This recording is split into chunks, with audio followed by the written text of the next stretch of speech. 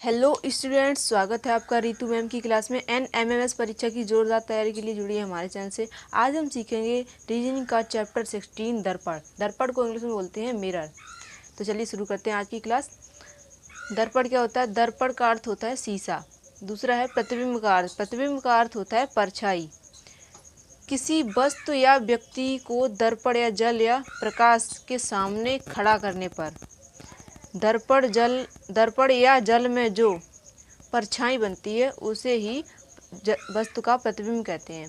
जैसे कि किसी व्यक्ति को या दर्पण के सामने खड़ा करें या जल में खड़ा करें तो दर्पण में जो प्रतिबिंब बनेगा, ठीक है, उसे दर्पण प्रतिबिंब कहेंगे, और जल में जो प्रतिबिंब बनेगा तो उसे जल प्रतिबिंब कहेंगे। वस्तु के मुख्यतः दो प्रकार होते हैं, दर्पण प्रतिबिंब और जल प्रतिबिंब। दर्पण प्रतिबिंब को इंग्लिश में बोलते हैं मिरर इमेज और जल प्रतिबिंब को इंग्लिश में बोलते हैं वाटर इमेज। दर्पण प्रतिबिंब से संबंधित पूछे जाने वाले प्रश्न मुख्यतः दो स्थितियों पर आधारित होते हैं। दर्पण प्रतिबिंब से संबंधित जो प्रश्न पूछे जाएंगे उनकी दो स्थितियां होंगी, ठीक है। पहली स्थिति है जब दर्पण मतलब शीशा वस्तु या व्यक्ति के दाईं या बाईं ओर हो। जब शीशा किसी वस्तु के दाईं ओर हो या बाईं ओर हो तब क्या होता है? यदि दर्पण वस्तु के दाईं या बाईं ओर हो तो परछाई में हमेशा वस्तु का ऊपरी तथा निचला भाग स्थिर रहता है।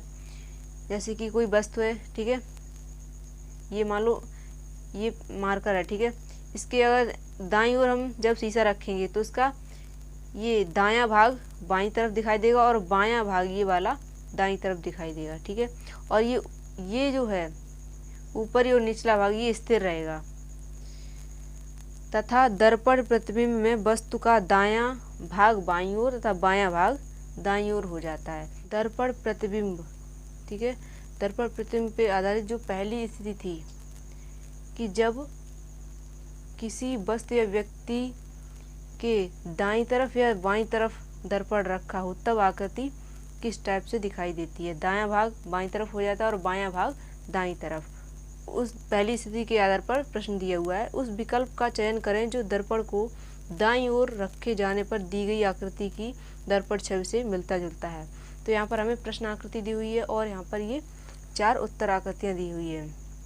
अब इन उत्तर आकृतियों में से हमें कोई आकृति छांटनी है जो इस आकृति को जब हम मिरर में देखेंगे तब किस टाइप से दिखाई देगी। मैंने कहा था दायां भाग बाईं तरफ हो जाता है, तो अगर इधर ये मिरर है, मानो यहाँ पे मिरर रखा है और ये आकृति होगी इधर कोने पे आ जाएगी जब शीशे में देखेंगे, तो इनमें से कौन सी होनी चाहिए? ये वाली। देखिए हम आपको प्रैक्टिकल करके दिखाते हैं कि ये वाली आकृति किस टाइप से दिखाई देगी। देखिए यहाँ पर ये मानो इस आकृति के दाईं तरफ रखा है, ठीक है, तो यहाँ पर ये वाला जो कोना है इस आकृति में इधर दिखाई दे रहा है, ठीक है। देखिए यहाँ पर ये इधर दिखाई दे रहा है आकृति में, तो इसमें से इस टाइप से जो आकृति मिरर में दिख रही है उस टाइप से इन चारों ऑप्शन में से कौन सी है? ऑप्शन नंबर डी, ठीक है, ये वाली। दर्पण प्रतिबिंब पर आधारित दूसरी स्थिति दी हुई है जब दर्पण मतलब कि शीशा वस्तु या व्यक्ति के ऊपरी या नीचे की ओर हो। जब शीशा कैसा होगा? वस्तु के या तो ऊपर साइड होगा या नीचे साइड होगा।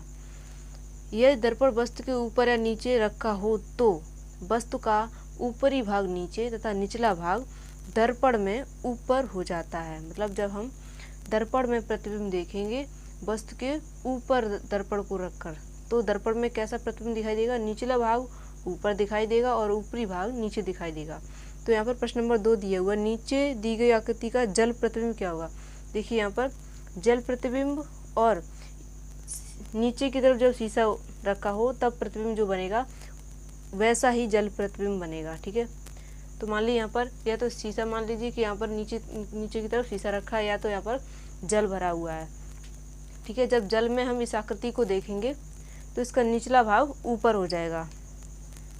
देखिए इसमें भी नहीं है और इसमें भी नहीं है, यहाँ पर इतना पतला सा है और ये भी नहीं है। तो ऑप्शन नंबर ए, इसमें देखिए ये जो है ये ज़्यादा खाली वाला भाग ऊपर की तरफ है और ये थोड़ा इधर थोड़ा पतला सा है, तो इधर यहाँ पर पतला सा है। ठीक है,